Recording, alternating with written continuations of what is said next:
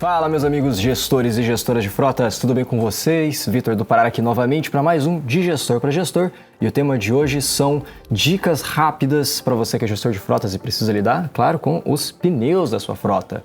Nós estamos aqui com o Ricardo Imperatriz. Tudo bem, Ricardo? Tudo bem, Vitor? Tudo bem, Ricardo? Tudo bem aos gestores? Muito bem. E quem está aqui conosco também é o nosso convidado de honra também de hoje, Ricardo Ponchiroli, correto, Ricardo? Correto, Ponchiroli mesmo, isso aí mesmo. Italiano é meio complicado para falar, mas tá certinho. Sim, eu gosto sempre de perguntar por conta disso. E a gente vai falar sobre o pneu. Então, Ricardo, conta um pouco para nós sobre a sua experiência, sobre a sua atuação profissional e depois vamos às dicas, beleza? Meu nome é Ricardo Ponchiroli, moro já no interior de São Paulo. Eu trabalhei em multinacional do pneus. Por 38 anos eu trabalhei na parte de, inicialmente, finanças, depois na parte de projetos e, posteriormente, ingressando na parte técnica comercial, começando pela linha leve, passando posteriormente na área de linha pesada, parte agrícola, pneus fora de estrada e recalchutagem. Trabalhei por 38 anos, parei em 2021 e a gente não consegue ficar parado, né? Pneu é uma coisa que pega na gente. Então, eu resolvi fazer o quê? Montar uma empresa que chama Daic, Consultoria em Pneus, e fazer o quê? Fazer o trabalho que eu já vinha fazendo quando eu trabalhava nessa multinacional. E continuo fazendo isso. Hoje a Daic ela administra treinamentos na linha leve, na linha pesada, trabalhos de campo. E estamos aí, que eu puder ajudar e, antes de mais nada, também agradecer pela oportunidade de estar juntos com o Instituto Pará. E desejo responder o máximo possível das questões e poder ajudar o máximo possível também a todos. Obrigado, Ricardo. Ricardo, você que é especialista aí na área de gestão de pneus, né? Aqui nós temos vários ouvintes aqui que são gestores de frotas, que lidam com diversas operações em diferentes verticais de mercado. E um dos custos que compõem a frota, além do combustível, é também a questão do pneu, que é um item de desgaste e que tem que ser, de alguma forma, reposto. E além do custo, é o item, talvez, na minha opinião aqui, a questão de segurança é um item ímpar na questão de segurança. Então a gente fala muito da cultura de segurança aqui pelo Instituto Pará, e o pneu ele é muito mais do que aquele negócio redondo, preto com buraco no meio, como vocês costumam brincar. Ele é muito mais do que isso. Ele é algo que traz toda a tecnologia que o carro tem, né, em cima dele, toda a tecnologia que você compra, toda a pilotagem, tudo que existe no veículo, naquela rodagem, está em cima daqueles 4 pneus, certo, Ricardo? Trazer para o gestor de frota aqui algumas dicas aqui, começando talvez por calibragem. O que você pode falar para a gente? Calibragem. O pneu, na verdade, praticamente ele é o segundo custo depois do combustível. E é o único contato do veículo com o solo, né? A calibragem é um fator extremamente importante e que tem alto índice de custo nessa situação. Ou seja, uma calibragem, ela é, no caso de veículos leves, ela é indicada pelo fabricante do veículo, ok? Ela vem anotada no manual, ela pode vir anotada na tampa do combustível, na coluna da porta. Então, o importante é fazer o quê? Sempre observar essa calibragem. A recomendação é que seja feita essa calibragem pelo menos uma vez por semana, ok?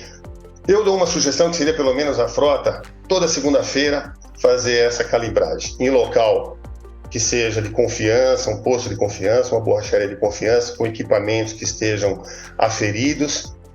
E fazer o quê? Sempre calibrar esses pneus frio. Por quê? Conforme o pneu vai rodando, ele vai tendo atrito, ele vai tendo flexão, vai criando o quê? Aumenta a pressão interna, não a quantidade de ar, a pressão interna. Então, se você rodar muito para calibrar um pneu quando ele está quente, essa calibragem vai estar incorreta. Então, o correto é você calibrar esse pneu sempre o mais frio possível. Pode falar, pô, mas vou ter que ter um posto de combustível na frente de casa para calibrar? Não. Mas as frotas, geralmente, elas têm um compressor, têm esse equipamento para fazer a calibragem. Outra coisa muito importante é, no caso, por exemplo, de você tiver um pneu e você for fazer uma calibragem, você está numa viagem, você quer fazer, preciso conferir essa calibragem.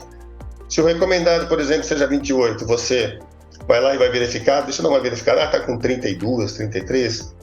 Nunca fazer o que nós chamamos de sangria, tá? É tirar o ar quente do pneu. Isso já é projetado mecanicamente no pneu. Então, essa dilatação, esse aumento de pressão, ele já é previsto. Então, nunca fazer a sangria. Caso ao contrário, você observou que esse pneu ele está com uma calibragem abaixo daquela que você calibrou, opa, alguma coisa pode estar acontecendo.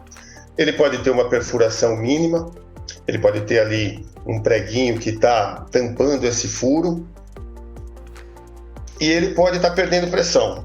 Existem vários fatores que influenciam na perda de pressão, como eu disse, o furo no pneu e também algumas outras situações como um bico de válvula, ok? Muitas vezes pode estar ocorrendo algum vazamento nesse bico de válvula. Esse bico de válvula, ele tem uma parte interna que é o núcleo de válvula, ok? Essa peça aqui. Então, quando a gente fala em calibragem, o correto também é que você sempre tenha uma tampa no bico da válvula. Seja uma tampa plástica ou, de preferência, uma tampa metálica. Por quê? Muitas vezes pode ocorrer que nesse núcleo aqui, se você não tiver uma tampa, alguma poeira, algum grão, algum mínimo de objeto pode interferir e fazer com que haja um vazamento nessa tampa aqui, nesse bico de válvula. Então, o correto é sempre você ter uma tampinha de válvula tampando essa abertura aqui, correto? Seja ela de plástico ou metálica. A recomendada é metálica, mas a de plástico vai funcionar normalmente.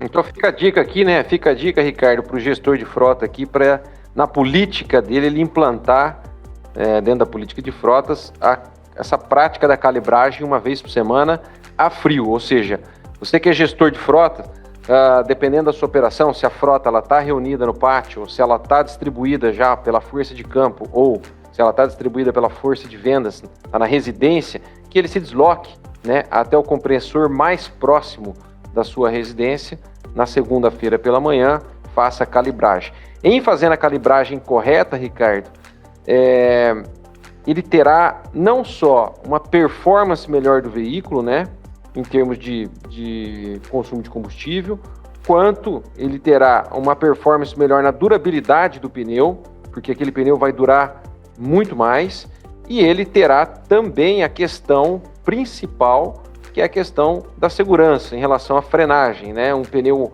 mal calibrado, às vezes um dos 4 mal calibrado dentro, pode fazer com que aquela frenagem emergencial não tenha o mesmo sucesso do que um pneu bem calibrado.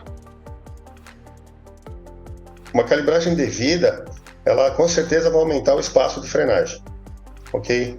Quando você falou, Ricardo, muito bem a parte de combustível, por exemplo, de economia. Quando você tem uma calibragem correta, você tem uma pegada no solo, chamamos um footprint, né? Que ele vai distribuir a carga por igual. Isso faz com que haja um desgaste menor da banda de rodagem, haja um desgaste regular dessa banda de rodagem, você acaba tendo uma flexão menor, portanto, gera um menor calor no pneu. Gerando menor calor, o que acontece? Tudo é uma consequência. A partir do momento que você tem, por exemplo, uma baixa calibragem, você tem um atrito maior do pneu com o solo, correto? A partir desse momento, você tem o quê? Uma exigência maior de torque para que esse pneu, para que esse veículo se locomova. Consequentemente, esse atrito vai provocar calor. Calor é o inimigo número 1 do pneu, o inimigo número 1 da borracha. Maior calor, o que vai acontecer? Desgaste prematuro da banda de rodagem, maior trabalho da carcaça, consequentemente o quê? Uma retirada prematura, um custo por quilômetro maior e uma quantidade maior de compra dos pneus. Sem falar, principalmente na segurança.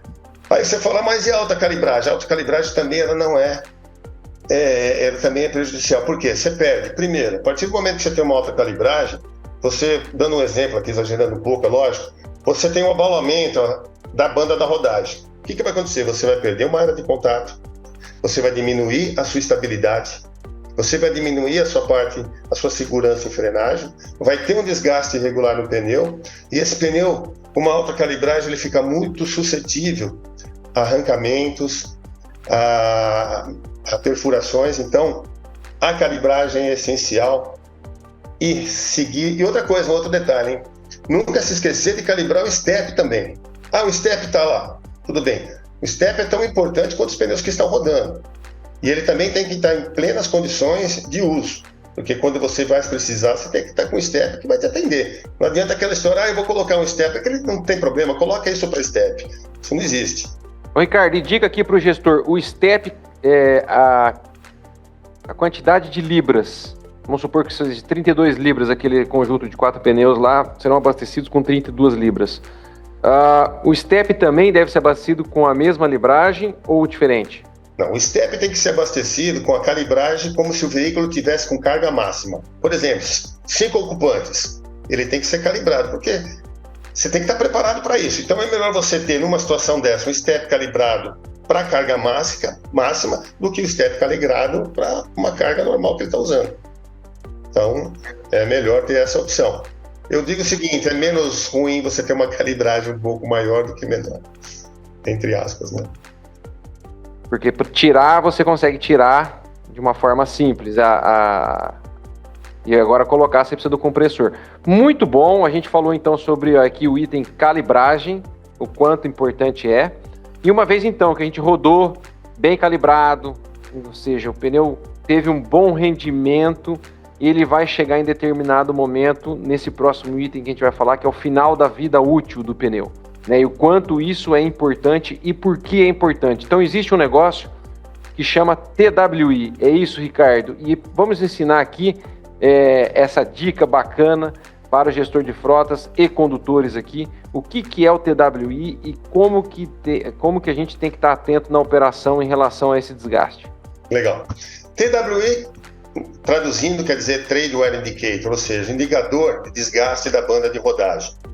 Ele mede 1,6 milímetros. Bom, mas vamos explicar. Imagina aqui esse pneu aqui. Em 6 pontos de cada lado do pneu, nessa parte aqui da banda de rodagem, na lateral aqui do costado do pneu, na parte alta do costado, vai aparecer ou um triângulo, ok? Ou as letras TWI. Nessa direção, aqui na banda de rodagem, vai ter uma saliência nos sulcos. Sulcos são essas ranhuras que tem aqui dentro do pneu, ok? São os sulcos do pneu. Nessa parte da indicação aqui, vai aparecer uma saliência de 1,6 milímetros. Então vamos dizer o seguinte, o pneu está rodando, ok? Está rodando. Vai chegar um ponto que quando essa profundidade original do pneu atingir 1,6 milímetros, vai acontecer o quê? Vai aparecer uma linha contínua aqui. Então está dizendo que você está na hora de trocar esse pneu, ok? Um outro detalhe, se você tiver um problema de geometria, uma cambagem ruim, e esse pneu está rodando torto, e ele desgastou mais de um lado do que do outro, o que vale é a menor medida. Então vamos dizer, você desgastou aqui, ele está com 3 milímetros nesse sulco aqui, mas nesse daqui ele está com 1. Pronto, o que vale é a menor medida do pneu. Então você tem 6 pontos de cada lado, onde vão aparecer uma linha, onde vai aparecer uma saliência nos sulcos, de 1,6 milímetros. É por aí que você avalia a hora de trocar o pneu. É por aí que você, caso passou esse 1,6 milímetros, você pode ser autuado. E detalhe, né? Quanto menor a profundidade do sulco, você aumenta a probabilidade de uma aquaplanagem. Quer dizer, até 1,6 milímetros, ainda você está seguro. Perdendo, abaixando disso, a sua probabilidade de você não ter uma aquaplanagem no caso de uma chuva é muito grande. Então, muito cuidado com o TWI. É um índice de segurança extremamente importante. E detalhe, como eu já falei no STEP, tem que ser verificado também o TWI no STEP, ok? Então, como eu digo, né? Até fazendo, se você precisar de um médico, você quer o médico melhor que tiver para te atender. Então, quando você precisar de um STEP, você quer que tenha um STEP melhor que possa lhe atender. Então, o TWI justamente para isso. Todos os pneus têm, sejam pneus de caminhoneta, pneu de carro, pneu de caminhão, todos eles têm essa indicação, ok? Até o pneu remold, que não é muito indicado, tem essa indicação.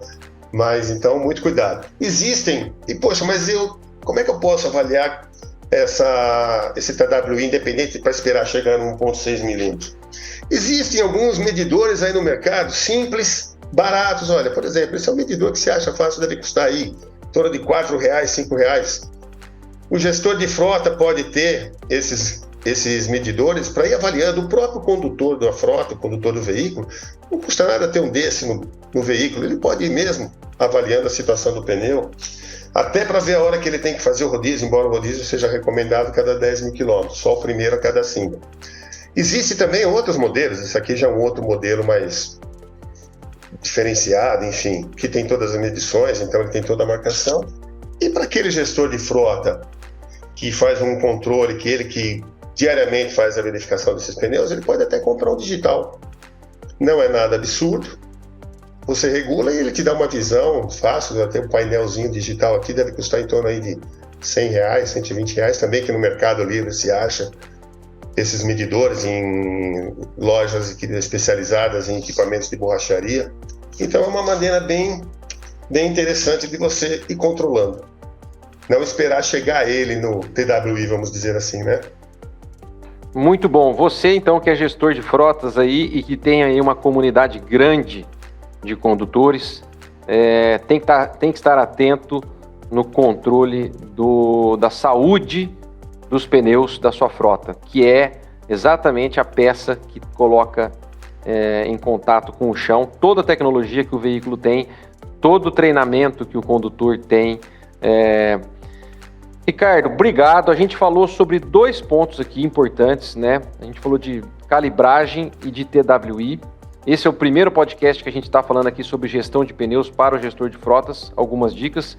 E se você gostou do tema, fala com a gente aqui, manda um feedback. No próximo a gente pode falar sobre compras. Dentro de compras a gente vai falar de pneus, então, inclusive de remold, né? Quais são as indicações, as não indicações.